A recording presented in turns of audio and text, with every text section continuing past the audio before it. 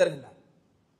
ரசூலுல்லாஹி ஸல்லல்லாஹு அலைஹி வஸல்லம் அவர்கள் சொன்னார்கள், ஒரு தாயுடைய வயிற்றிலே ஒரு சிசு 120 நாட்கள் கம்ப்ளீட் ஆனதன் பின்னால் அந்த தாயுடைய வயிற்றுக்கு அருகிலே ஒரு மலக்கு வந்து இருந்து கொண்டு அல்லாஹ்விடத்திலிருந்து கட்டளை எடுத்துக்கொண்டு அல்லாஹ்விடத்திலிருந்து நம்மை கொண்டு வந்து சேர்ப்பார். அந்த ரூஹை கொண்டு வந்து அந்த உடலுக்குள்ளே சேர்ப்பார்.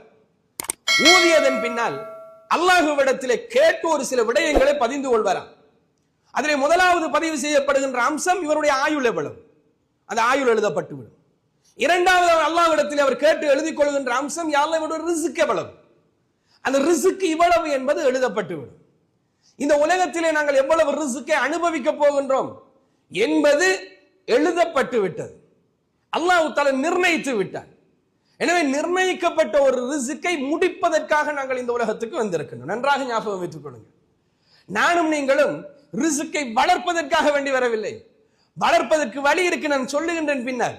வளர்ப்பதற்காக வரவில்லை, முடிப்பதற்காக வேண்டி வந்திருக்கின்றோம். அவ்வாறே நமக்கு ஒரு ரிஸ்கை வளர்க்க வேண்டும் என்கின்ற எண்ணம், இன்னும் அதிகமாக கிடைக்க வேண்டும் என்கின்ற எண்ணம் இருந்தால் அதை வளர்ப்பதற்கு அல்லாஹ் தஆலா சொல்லக்கூடிய சில விடயங்கள் இருக்குன்னா அந்த விடயங்களை நாங்கள் செய்யக்கூடியவர்களாக இருக்க வேண்டும். மற்றும்படி இந்த உலகத்துக்கு அல்லாஹ் நிர்ணயித்த அந்த ரிஸ்கை முடிப்பதற்காக வேண்டி நாங்கள் எல்லோரும் வந்திருக்கின்றோம்.